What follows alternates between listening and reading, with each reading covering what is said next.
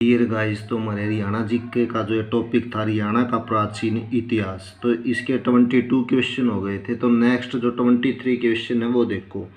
हिंदू सभ्यता के अवशेष हेतु प्रसिद्ध मिथाथल अवस्थित। अवस्थित का मतलब स्थित बताना है। जो मिथाथल स्थल है ये सिंधु घाटी सभ्यता से रिलेटेड। तो ये कौन से जिले में अवस्थित है? भिवानी जिले में अवस्थित है। कौन से जिले में है? भिवानी जिले में। नेक्स्ट है फतेहाबाद में कुणाल के पुरातात्विक स्थल से प्राप्त हुए अधिकांश प्रमाण किससे संबंधित हैं? फतेहाबाद में कौन सा भाई? कुणाल के पुरातात्विक स्थल से प्राप्त हुए अधिकांश प्रमाण किससे संबंधित है? पूर्व हड़प्पा काल से। किससे? पूर्व हड़प्पा काल से। नेक्स्ट क्वेश्चन है निम्न में से कौन सा स्थल पूर्व हड़प्पा संस्कृति का साक्षी है?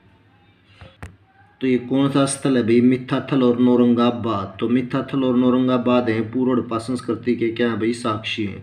नेक्स्ट है बनावली किस जिले में स्थित है जहाँ सिंधु घाटी सभ्यता के साक्ष्य पाए गए हैं?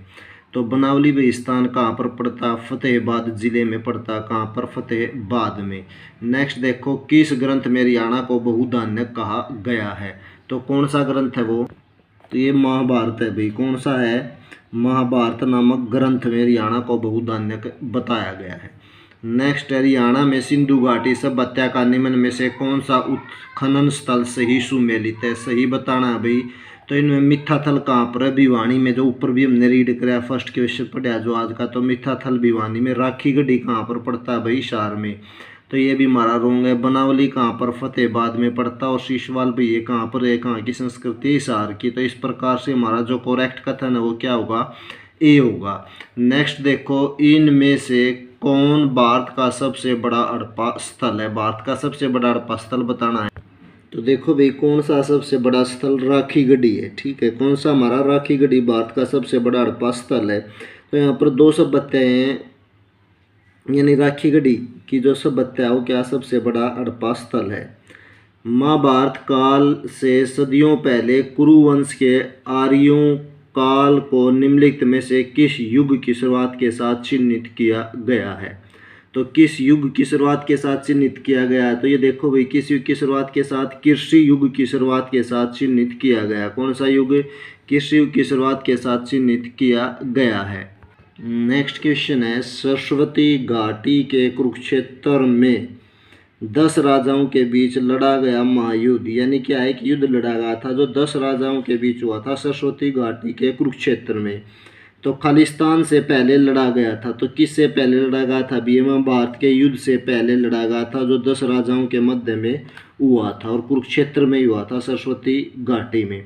नेक्स्ट है कुल वेदों की संख्या कितनी है? तो कुल जो वेद हैं वे कितने हैं? वे 4 वेद है। कुल वेद कितने हैं? कुल वेदों की संख्या 4 है।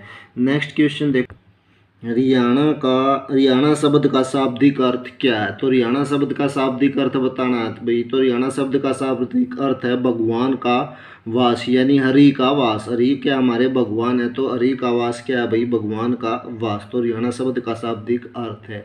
ऋग्वेद में हरियाणा का नाम क्या था? ऋग्वेद में हरियाणा का नाम क्या था भाई? रज हरियाणा। ऋग्वेद में हरियाणा का नाम रज हरियाणा था। नेक्स्ट है किस पुराण में हरियाणा का नाम हरियाला था? तो किस पुराण में भाई हरियाणा का नाम हरियाला था? ये स्कंद पुराण में। किस में था भाई? स्कंद पुराण में हरियाणा का नाम क्या था भाई? हरियाला था। नेक्स्ट देखो किस ग्रंथ में हरियाणा को बहुधान्य कहा गया है? तो कौन से ग्रंथ में कहा गया बहुधान्य? महाभारत में। क्वेश्चन में भी दोबारा रिपीट हो गया भाई। हरियाणा के कुरुक्षेत्र में महाभारत स्थलों के पुरातात्विक साक्ष्य पर प्रथम प्रकाश डालने वाले कौन थे? तो कौन थे भाई? बी लाल। क्या नाम था भाई इनका? बी लाल थे, जिन्होंने हरियाणा के कुरुक्षेत्र में महाभारत स्थल के पुरातात्विक साक्ष्यों पर प्रथम प्रकाश डाला। नेक्स्ट है महाभारत काल में हरियाणा निम्नलिखित में से कौन से नाम से जाना जाता है? वही क्वेश्चन है बार बार क्या भाई? ये रिपीट हो रहा है। और क्या है इसमें जो क्या बदल बदल कर क्वेश्चन पूछेगा? तो क्या बहुधान्यक। क्या है भाई? बहुधान्यक। उसके बाद है निम्नलिखित में से किस रचना में रोहतक नाम का उल्लेख है? तो किस रचना में रोहतक नाम का उल्लेख है भाई? नकुल दिग्विजय में रोहतक नाम का उल्लेख किया गया है। उसके बाद है युद्ध भूमि धर्म की भूमि के नाम से संदर्भित है। युद्ध भूमि या धर्म भूमि के नाम से हम किसे जानते हैं भाई? कुरुक्षेत्र को। किसे? कुरुक्षेत्र जिले को, यानी कि युद्ध भूमि और धर्म भूमि के नाम से जाना जाता है, क्योंकि यहाँ पर जो युद्ध लड़ा गया था वह युद्ध धर्म के लिए लड़ा गया था, तो इसलिए युद्ध भूमि और धर्म भूमि के नाम से ये संदर्भित है।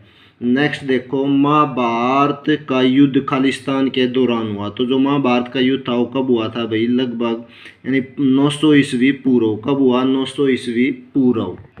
नेक्स्ट देखो, वैदिक काल के अनुसार हरियाणा को पौराणिक खालिस्तान वंश की मातृभूमि का इतिहास है। तो किसकी मातृभूमि का इतिहास है भाई? ये भरत। किसकी? वैदिक काल के अनुसार हरियाणा को पौराणिक यानी जो पुस्तकें उनके आधार पर भरत वंश की मातृभूमि का इतिहास माना गया है। उसके बाद है ईस्वी पूर्व हरियाणा क्षेत्र में किस वंश के पराक्रमी राजा हुए थे? तो ईस्वी पूर्व हरियाणा में किस वंश के राजा थे जो पराक्रमी राजा हुए थे? पुरुवंश, भरतवंश, कुरुवंश। तो क्या है उपयुक्त? ये क्या है भाई? सभी राजा थे जो ये क्या थे भाई? पराक्रमी राजा हुए हैं। नेक्स्ट देखो, नेक्स्ट है महाभारत की लड़ाई कितने दिन लड़ी गई? तो महाभारत की लड़ाई कितने दिन लड़ी गई थी भैया? महाभारत का युद्ध लगभग 18 दिनों तक चला। कितने दिनों तक चला था भैया? 18 दिनों तक। उसके बाद है अति प्राचीन वट वृक्ष जिसे गीता ज्ञान से संबंधित माना जाता है, कहाँ है? तो अति प्राचीन वट वृक्ष है जहाँ पर क्या है भाई? गीता का ज्ञान दिया गया था, तो वो ज्योतिषर है भाई। कहाँ पर है? ज्योतिषर में। उसके बाद है जिस प्राचीन बरगद के पेड़ के नीचे गीता का ज्ञान दिया गया वह स्थान स्थित है। तो वह स्थान कहाँ स्थित है भाई? तो ये जो स्थान है भाई ज्योतिषर है। ज्योतिषर कहाँ पर है भाई? ये कुरुक्षेत्र में पड़ता है। कहाँ पर पड़ता है? कुरुक्षेत्र में। उसके बाद नेक्स्ट देखो, महाभारत युद्ध में अभिमन्यु जाल में किस जगह फंसे? तो किस जगह फंसे भाई? अमीन नामक जगह पर चक्रव्यूह में फंसे। ठीक है। अब जो मीन गांव उसका नाम बदल कर क्या है? अभिमन्युपुर रख दिया गया है। नेक्स्ट क्वेश्चन देखो, हरियाणा राज्य में जन्मेजय से कौन सा शहर संबंधित है? जन्मेजय से कौन सा शहर संबंधित है भाई? तो जन्मेजय क्या है भाई? एक यज्ञ किया था राजा ने, तो जो राजा थे उन्होंने क्या यज्ञ किया था? ये कहाँ पर किया था? सफीदों में। तो जन्मेजय है उससे संबंधित क्या है भाई? सफीदों शहर है।